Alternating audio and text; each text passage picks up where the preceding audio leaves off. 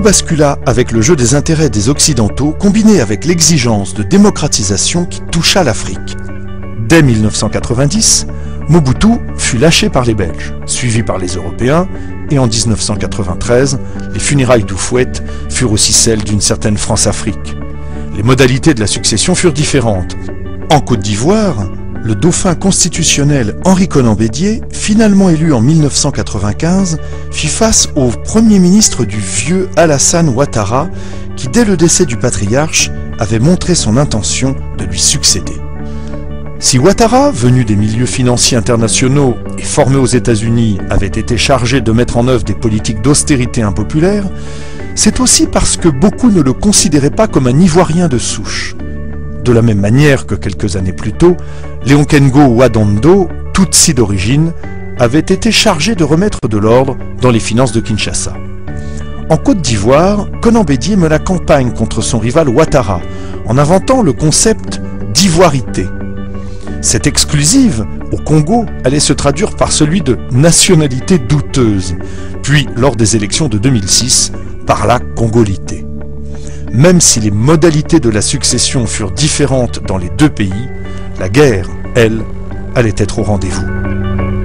À Kinshasa, alors que la France aurait souhaité associer Kengo Ouaddondo à la succession d'un Mobutu déclinant, les Américains s'étaient choisi un autre homme fort dans la région, sinon deux, Paul Kagame et Yoweri Museveni. Ces deux nouveaux leaders entendaient diriger à distance l'immense Congo, sinon le morceler, avec l'assentiment de certains milieux américains. Dès que fut dissipée l'euphorie suscitée par la chute de Mobutu, tous les Occidentaux, Belges compris, s'entendirent sur un point commun qui ressemble étrangement au sentiment qu'inspire aujourd'hui Gbagbo, la détestation de la communauté internationale. Laurent Désiré Kabila, initialement choisi comme simple porte-parole des rebelles, s'était autoproclamé chef de l'État, entendait exercer ses prérogatives et encourager un développement auto-centré. La conclusion ne tarda pas, il n'était pas l'homme qu'il fallait. Le scénario de la Deuxième Guerre du Congo, lancé en août 1998 au départ du Rwanda, inspirera plus tard celui de la Côte d'Ivoire. Des rebelles, entraînés dans les pays voisins, le Rwanda, l'Ouganda comme plus tard le Burkina Faso, dénoncent les discriminations exagérées dont leur groupe ethnique est victime.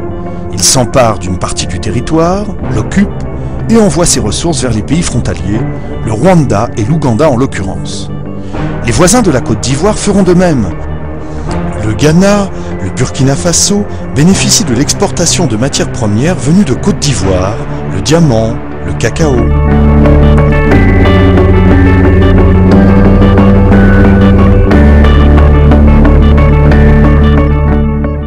Au Congo, en 1998, la communauté internationale choisit de qualifier de guerre civile une agression venue de l'extérieur et qui n'est pas soutenue par les populations de l'Est.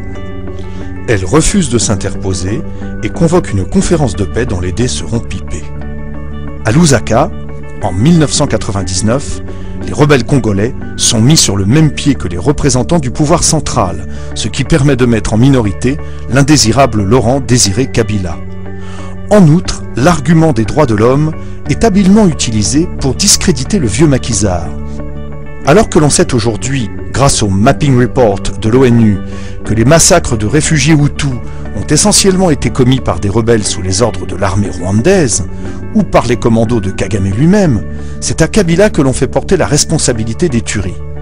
Alors qu'à Lusaka, ses émissaires ont cédé aux pressions, Kabila se tourne alors vers la rue, où des manifestants dénoncent la capitulation.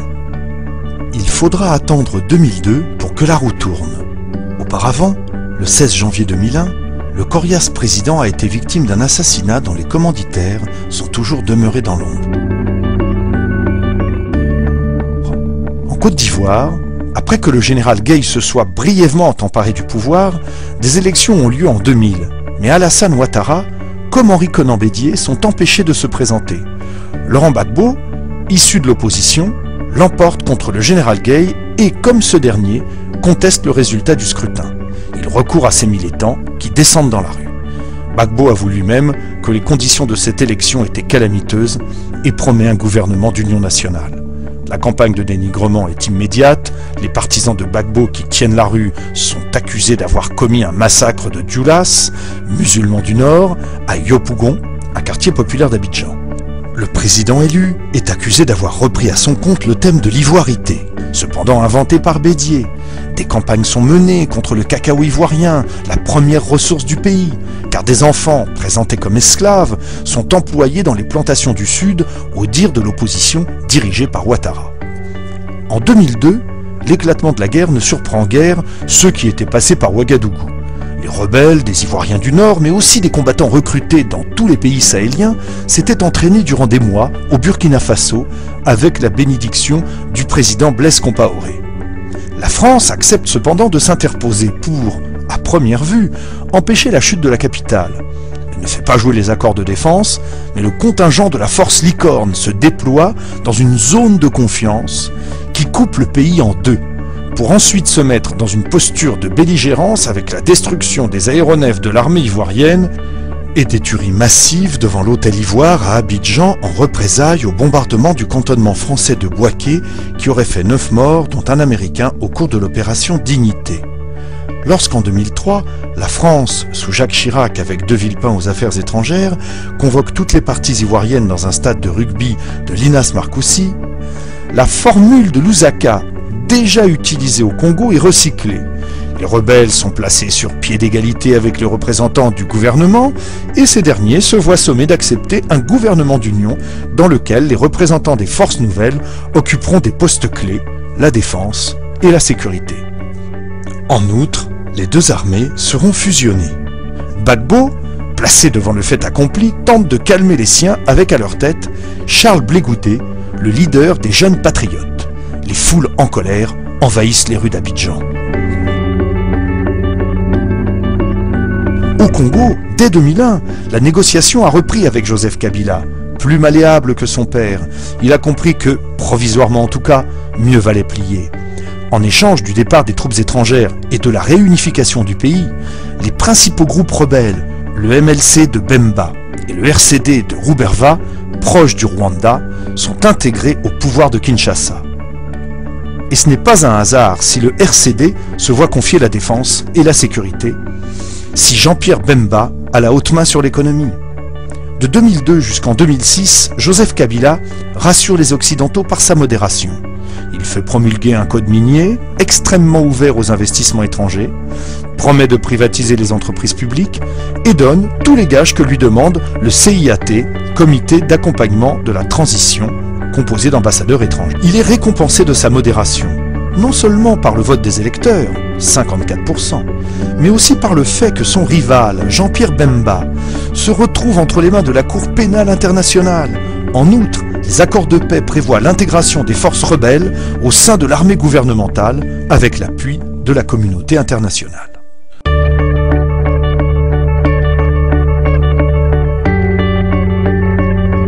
En Côte d'Ivoire, d'autres accords signés à Ouagadougou cette fois, avec Compaoré comme médiateur, prévoient eux aussi des élections générales supervisées par les Nations Unies.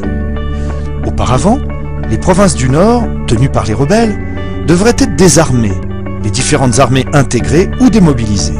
En outre, Guillaume Soro, l'un des leaders de la rébellion, deviendra le premier ministre de Gbagbo.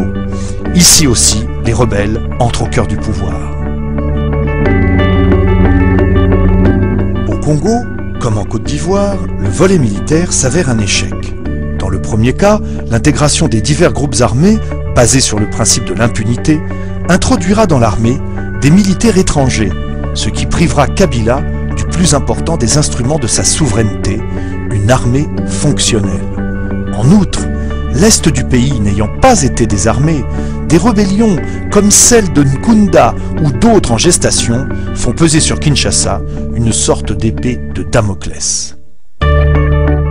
Dans le nord de la Côte d'Ivoire, les rebelles des forces nouvelles, qui n'avaient pas été désarmés et avaient gardé leur structure de commandement, ont été accusés d'intimider, de bastonner les électeurs et d'avoir violé ou tué des militants de la majorité présidentielle, ce qui permit au Conseil constitutionnel de mettre en cause la crédibilité du scrutin et d'annuler le vote dans plusieurs bureaux.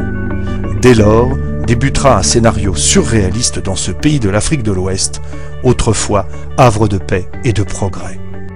Les secrets de la présidentielle ivoirienne laissent croire que l'élection n'était qu'un prétexte pour enfin faire partir du pouvoir l'indécrottable Laurent Gbagbo. Les observateurs, tant européens qu'africains, envoyés sur le terrain s'accordent à se contredire. Parmi ceux-ci, outre plusieurs ONG d'Afrique, l'ex-premier ministre du Togo, Joseph Kofigo, dénoncera en même temps que le centre de commandement militaire intégré des exactions de nature à entacher sérieusement la sincérité du scrutin dans le nord encore sous contrôle de la rébellion. Au terme de la mission, les observateurs de l'Union africaine ont fait les constats suivants. La mission a relevé avec regret des actes de violence graves, notamment des pertes en vies humaines, des atteintes à l'intégrité physique, des séquestrations, des intimidations, des tentatives d'enlèvement et de dégradation du matériel électoral. Autant d'éléments qui devraient faire l'objet d'une appréciation minutieuse de la part des organes compétents afin de déterminer leur impact sur le scrutin. En outre, la mission déplore l'ouverture tardive de certains bureaux de vote, le manque de stickers dans certains bureaux de vote, le climat relativement lourd aux alentours de certains lieux de vote. Enfin, la mission déplore la séquestration de 2 de ses observateurs et remercie les agents de l'ONUCI pour le dénouement heureux intervenu à temps. Les envoyés de l'Union européenne, eux, affirmeront le contraire après avoir préalablement reconnu des échauffourées, mais qu'ils estimeront par la suite sans incidence majeure sur le vote. Paris se dit très préoccupé devant la cacophonie qui en découlera et manifestera même son inquiétude face à l'incapacité de commissions électorales indépendantes à donner les résultats de l'élection, alors que seulement 25 minutes la séparaient du délai d'expiration ce mercredi 1er décembre à minuit. Prise au piège du mode opératoire de consolidation des résultats qui prescrit le consensus et confrontée surtout aux difficultés structurelles de la commission composée d'une trentaine de membres de l'opposition contre seulement 4 de la majorité présidentielle, Youssouf Bakayoko, son président, avec un humour incompréhensible en cette période délicate, finira par concéder la forclusion. Remercier les Ivoiriens d'être aussi patients. Nous avons, depuis la fin du scrutin, entrepris de faire un travail de validation des résultats qui nous parviennent des différentes régions de Côte d'Ivoire et bien entendu des différents bureaux de vote et des différentes commissions locales. Ce travail se poursuit. Nous ne l'avons pas encore achevé. Quand nous serons prêts, nous nous tournerons vers la télévision pour vous communiquer les résultats de nos délibérations à l'ensemble de la population. Je veux donc leur demander d'être patients, d'être compréhensifs et puis de nous laisser le temps de travailler en toute sérénité. Il s'agit de problèmes d'une grande importance. Il n'est pas encore minuit, donc nous continuons de travailler. Il n'est pas encore minuit. Nous poursuivons notre travail. Cela signifie que nous n'avons communiqué, à l'heure où je vous parle, aucun résultat. Nous n'avons rien dit à qui que ce soit parce que nous n'avons pas achevé notre travail. Mais avant, l'Élysée tentera le tout pour le tout, demandant ce même mercredi à 23h45 à son ambassadeur à Abidjan, à la suite d'Alassane Ouattara, d'adresser un courrier au président de la commission électorale.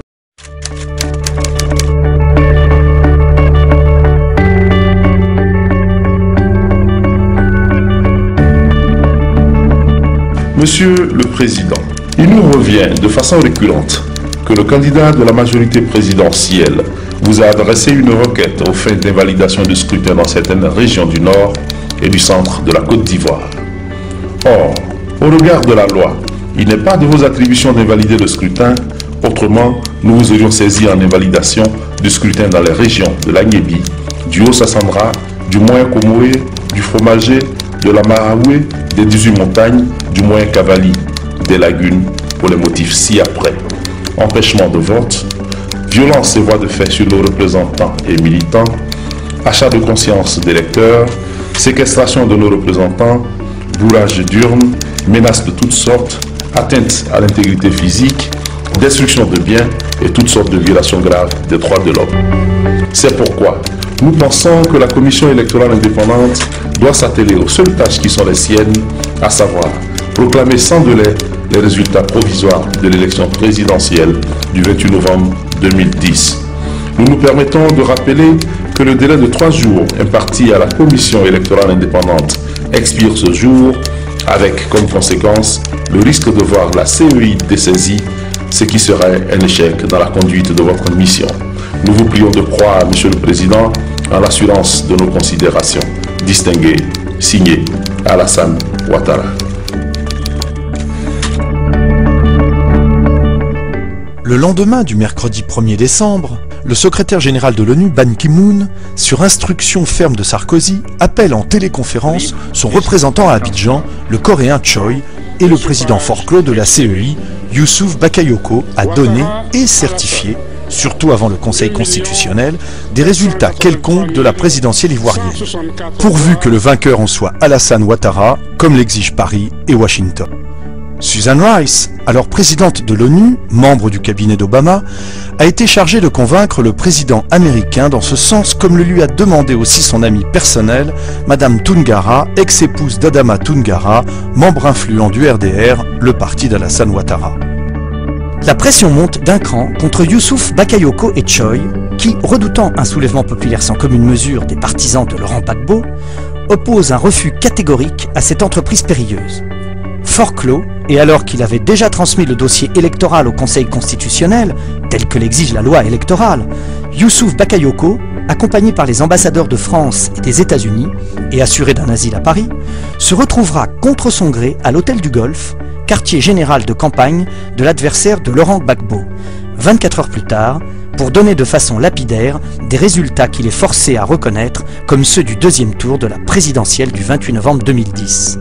Ces résultats, repris en boucle par les médias français, conformément au plan de Paris, seront rejetés par le Conseil constitutionnel ivoirien, à qui revient la charge légale de proclamer les résultats définitifs de l'élection présidentielle. Tatiana Mosso, vous êtes notre correspondante permanente en Côte d'Ivoire, on vous retrouve dans Paris Direct depuis Abidjan. Racontez-nous le film de cette journée. On attendait les résultats pour mardi, puis mercredi, et finalement, c'est jeudi après-midi, tout à l'heure, que cette annonce a été faite, mais après une série de rebondissements. Effectivement, c'est un scénario incroyable auquel nous avons assisté cet après-midi. Nous nous sommes rendus dans le quartier de la Riviera pour assister à une conférence de presse du RHDP, le parti d'Alassane Ouattara. Dans un premier temps, cette conférence a été repoussée, puis alors que nous étions plus que quelques journalistes, nous avons été invités dans la salle de presse. Youssouf Bakayoko, le président de la CEI, est arrivé, sans préambule, escorté par 2 militaires. Dans une brève élocution, il a détaillé les résultats de l'élection présidentielle en donnant Alassane Ouattara, candidat du RHDP, comme gagnant du scrutin avec 54,10% des suffrages contre 45,9% pour Laurent Gbagbo. Cette annonce aurait dû logiquement se faire au siège de la CEI, mais c'est sans plus d'explications qu'ils nous ont été communiqués. Ce sont bien entendu des résultats provisoires que le Conseil constitutionnel devra valider dans les prochains jours. Alors vous parlez du Conseil constitutionnel. Écoutons maintenant le président de ce Conseil constitutionnel qui s'exprimait justement à propos de ces résultats. Le Conseil constitutionnel, qui est chargé de donner les résultats définitifs, va faire son travail et la lumière sera faite sur l'élection. On ne peut pas éternellement rester dans les blocages et la CEI a été incapable de donner les résultats provisoires. C'est pour ça que nous en appelons à la sérénité de tous pour que le Conseil fasse son travail dans le calme et la tranquillité. Alors la sérénité de tous, toute la communauté internationale évoque ça. D'ailleurs, le Conseil de sécurité de l'ONU en a parlé, la Cour pénale internationale s'en est mêlée également. Mais concrètement, quand on entend ce président du Conseil constitutionnel dire que ces résultats sont encore en pointillés d'une certaine manière, qu'est-ce que ça veut dire, Tatiana ? Alors justement, après le délai expiré hier pour la CEI de proclamer les résultats provisoires, le dossier était désormais naturellement entre les mains du Conseil constitutionnel. C'est ce que c'est explicite dans le code électoral. Il faut préciser qu'avant cette annonce des résultats par le président de la CEI, le Conseil constitutionnel avait déclaré avoir été saisi déjà par la CEI. Devant la taille de l'enjeu qui se résume au départ de Gbagbo du pouvoir, car résolu, estime Nicolas Sarkozy à se tourner vers des partenaires inhabituels, en l'occurrence la Russie et la Chine, les pouvoirs de Paris et des États-Unis vont prêcher, chacun pour sa chapelle, et jouer la carte de la fiction politique et du lynchage médiatique. Comme ici, l'exemple de ce jeune homme qu'auraient tué les patriotes selon les chaînes de télévision européennes et qui, contre toute attente, se relèvera quelques instants après, une fois le scénario terminé, ignorant qu'il était filmé cette fois d'une autre caméra cachée, plus impartiale. Le président sortant est dépeint par la presse française comme un dictateur hors pair, un mauvais perdant. Seul contre tous, Laurent Gbagbo appelle la communauté internationale à une enquête post-électorale avec, en filigrane, le recomptage des voix. Là aussi, l'ONU est seule à dénoncer, a priori, une injustice si les propositions de Gbagbo venaient à être prises en compte par l'Union africaine. Alors que des bulletins de vote au nord présentaient par endroits plus de votants que d'inscrits, ou simplement 0 voix pour le président sortant dans plusieurs centaines de bureaux de vote, où pourtant il était censé avoir des représentants. Ce sont au total des bourrages d'urnes que l'on subodore et l'embrouille née de l'octroi, sans raison apparente, d'environ 600 000 voix à Alassane Ouattara qu'il faudra décrypter. L'appel de Laurent Gbagbo est entendu par les présidents angolais José Eduardo dos Santos, le sud-africain Jacob Zuma et l'ougandais Yoweri Museveni.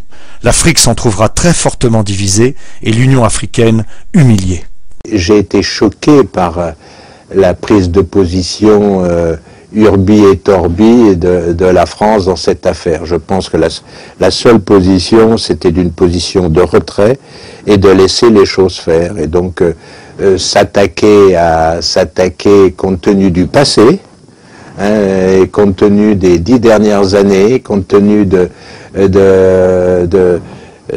ce qu'on savait des raisons de la crise ivoirienne, c'est-à-dire du rôle de Soro, du rôle des puissances étrangères. Je pense que la seule politique que moi j'aurais admis, ça aurait été au minimum le silence, et donc de laisser les pays africains régler leurs propres affaires. Et donc c'est cet angle-là que et donc pas tomber, parce que je pense que la situation que je n'ai pas suivie au jour le jour, elle est beaucoup plus compliquée que celle qu'on peut entendre par les reporters ici et là, qui regardent là une fois de plus uniquement sous un angle moral et militant. Et donc je pense que c'est une affaire qui concerne les Ivoiriens d'abord et les Africains ensuite, et que ce n'est pas à la France d'intervenir là-dedans. Je trouve que, en tout cas, critiquer violemment un recomptage des voix me semble, quand on veut vraiment mettre au pinacle comme valeur fondamentale la démocratie, ça me semble un peu contradictoire de ne pas au moins accepter cette affaire de recomptage des voix. Moi, ça ne me choquait pas du tout qu'on accepte le recomptage des voix, puisque s'il y a eu fraude et qu'il y a un problème, autant recompter les voix. Donc moi, je trouvais que c'était, si c'était la demande d'un côté, il fallait recompter les voix. Blaise Compaoré, le président burkinabé, et ses homologues Abdoulaye Wade du Sénégal et Jonathan Goodluck du Nigeria se voient arracher le dossier ivoirien. Mais Paris n'a pas encore dit son dernier mot. Les sanctions économiques contre la Côte d'Ivoire se multiplient pour pousser les populations à la rue contre Gbagbo. C'est-il seulement le président ivoirien qu'il est pris au piège de la bataille américano-française pour le contrôle du golfe de Guinée? La Côte d'Ivoire demeure un pays essentiel, avec son hub port, le deuxième d'Afrique après celui de Durban en Afrique du Sud, sa position médiane sur la côte atlantique et ses infrastructures économiques inégalées en Afrique de l'Ouest. Toutes choses qui devraient permettre des exportations rapides vers l'Europe et l'Amérique au départ du golfe de Guinée. Si les Congolais craignent que le scénario ivoirien se produise chez eux en 2011, c'est aussi parce que Joseph Kabila, en plus de la reconstruction des infrastructures, a aussi ouvert le jeu, passé d'importants accords avec les Chinois et diversifié les partenaires. Le FMI lui refusera même un prêt, lui reprochant ses transactions avec la Chine. Les termes des attaques, reposant sur des faits réels et sur un incontestable durcissement du régime, se dessinent déjà. La corruption de l'entourage présidentiel, les violations des droits de l'homme. Quant à Laurent Gbagbo, s'il n'a pas réellement touché aux intérêts français, Total vient de se voir accorder un important champ pétrolier, Bouygues et Bolloré n'ont rien perdu, il a lui aussi fait jouer les appels d'offres, invité de nouveaux acteurs économiques qui, craint Paris, pourraient se rapprocher ainsi du golfe de Guinée. Il est également reproché à Gbagbo d'avoir laissé s'implanter les Libanais. La France a ainsi vu disparaître son hégémonie d'autrefois, de la même manière qu'au Congo, les Européens doivent désormais côtoyer de nouveaux partenaires. Derrière le maintien ou non de Gbagbo au pouvoir, se joue le contrôle du golfe de Guinée, cet Eldorado pétrolier que Français ou Américains, en perte de vitesse dans le monde arabe et unis pour cette fois, ne souhaitent pas voir passer en d'autres mains. À leurs yeux, Alassane Ouattara, ami personnel de Sarkozy, ancien directeur du FMI, gestionnaire libéral, représente un interlocuteur beaucoup plus crédible que Gbagbo le nationaliste.